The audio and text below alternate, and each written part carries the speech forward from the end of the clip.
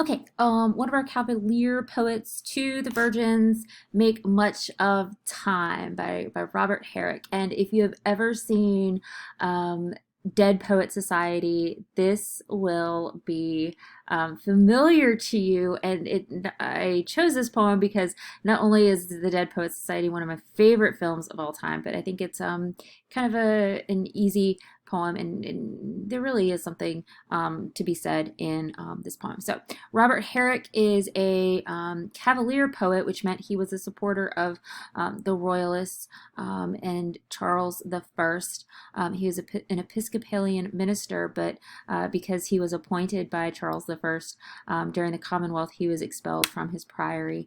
And then later, and he returns after the Commonwealth ends and dies shortly after. But anyways, not much is known about Robert Herrick other than, I mean, there's not like, he's not like a John Donne kind of figure in that he has this, illustrious literary biography. So let's look at To the Virgins Make Much of Time.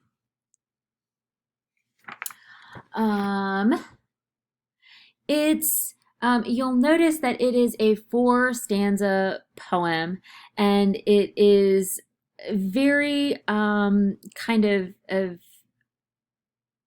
it's a traditional kind of poem. It's a throwback to the days of Elizabeth. It's not the kind of metaphysical poem where things are so concrete and abstract and require all of this deep thought. And it has this kind of consistent rhyme and rhythm and all that kind of thing. But if you look at our first stanza, there are three kind of concepts going on in this. The idea of carpe diem, seize the day, gather ye rosebuds, gather ye rosebuds while ye may.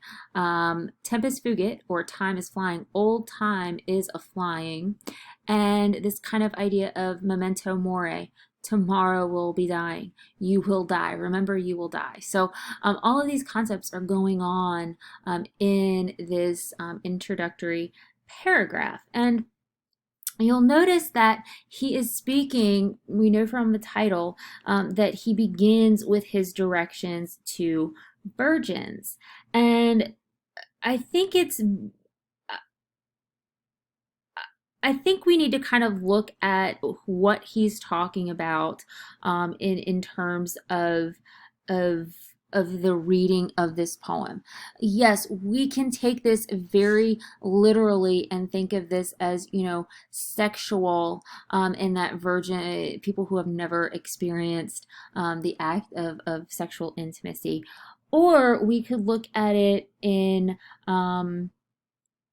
a larger sense, in kind of the Renaissance sense, where we are talking about people who are inexperienced and that they are young youth. And I think that either way of looking at this would be appropriate. Depending on your reading, though, is going to depend on what you kind of take out of it. So I am going to look at it kind of from both perspectives. Gather ye rosebuds while ye may, old time is still a flying. And the same flower that smiles today, tomorrow will be dying. So I already talked about these kind of ideas of seize the day, you're gonna die, time flies. But I want to look at this kind of rosebuds, this idea of a rosebud. It is a traditional kind of metaphor, this traditional kind of imagery, and typically it represents love.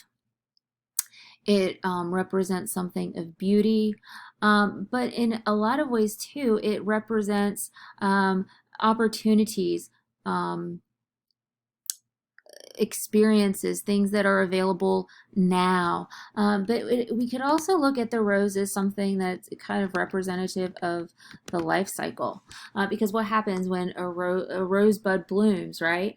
It grows, it blooms, it wilts, it dies. So gather ye rosebuds while ye may. Take advantage of love. Take advantage of your beauty, if we're talking like in a sexual kind of way. Take advantage of your opportunities while you can, because time is passing, and the same flower that kind of rosebud's flower that smiles today, the thing that is beautiful and blooming and ready, ripe for picking now, tomorrow will be dying. There's no question of, oh, well, it might be dying tomorrow. It might be there tomorrow. No, tomorrow it will. So to just kind of not to beat a dead horse, it is talking about take advantage of all of these kind of things now, because they won't last.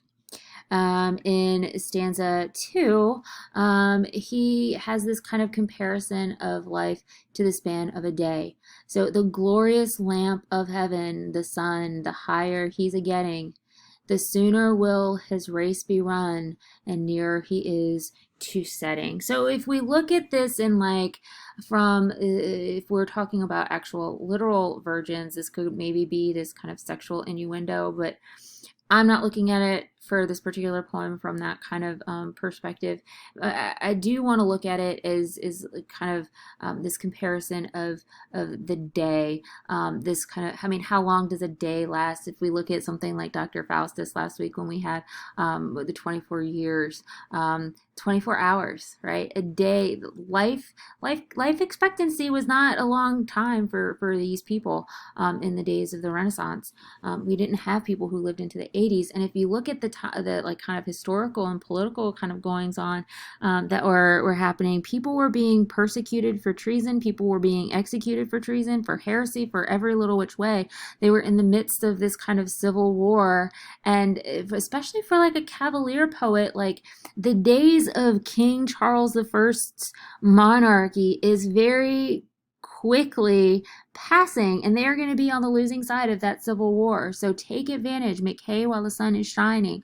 I think that that's an interesting way of kind of looking at what he's suggesting here. So life is short. The higher the sun gets, the more time passes during the day.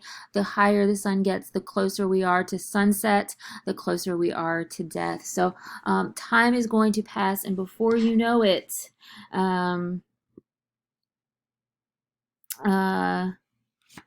something we're going to die. And this, he really kind of turns to the natural elements of the world when he's talking here. And if you look at the sun being directly connected to God, and then it shines its lights down on the earth, but there's no way of controlling the sun. The sun will continue to rise, and we have no control over the passage of time. So the peak of your life is now, and that's the time to take advantage of things.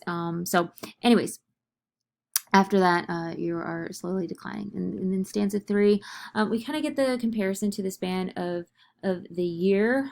The age is best, which is the first. So our days when the youth and blood are warmer. So we've got kind of like this spring and the summer and warm blood, this kind of time of life when it is,